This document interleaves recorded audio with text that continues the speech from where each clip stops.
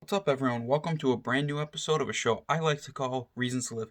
Basically, it's a show dedicated specifically towards all of you out there watching this who struggle with suicidal thoughts like I once did, to remind you that there are dozens, hundreds, thousands, millions, billions, trillions, infinite, decillion, whatever number you can think of, reasons to live. Now, before we get into it, I have one quick question for you, and then another quick question for you. Number one, and more importantly, how are you doing today? I truly hope you're doing well, because let's face it, you're awesome and you deserve to be doing well. And number two, I've asked this in a previous video, but it's relevant to today's topic. What's your favorite movie? I have so many, but right now I'll narrow it down to Nightmare on Elm Street. That's the topic of today's episode. Your favorite movie. I know we've talked about it somewhat in another way in another episode, but this episode is about getting to watch the sequels to your favorite movie. Now, I know, maybe it might not seem like that big of a reason to keep going, keep fighting, keep pushing. But here's the thing. It's the little things, much like dollars and coins.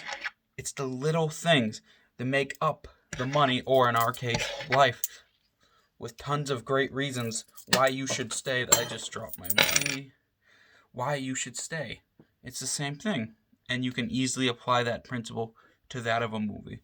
Now, if you die now, you'll never get to see the sequel or the brand new remake or the whatever to your favorite movie ever again. And let's face it, as movie fans, that's a horrible thing to have to not go through. It doesn't even matter if the movie's that great, as long as it hits those great plot points and puts a smile on your face, even just for a few seconds with bringing back your favorite character. Like in my case, whenever I see Freddy Krueger on screen. So just consider it, okay? Consider the small things as important too, and then build them up into a gigantic reason to live. Now, before you get going, I'd like to have a quick 1v1 with you, if I might. Now, before you get going, I took the liberty of putting 5 mental health resources down on the link in the description below for you. Put the National Suicide Prevention Lifeline, the Crisis Text Line, National Sexual Assault Lifeline / Hotline, the Trevor Project, and the Trans Lifeline.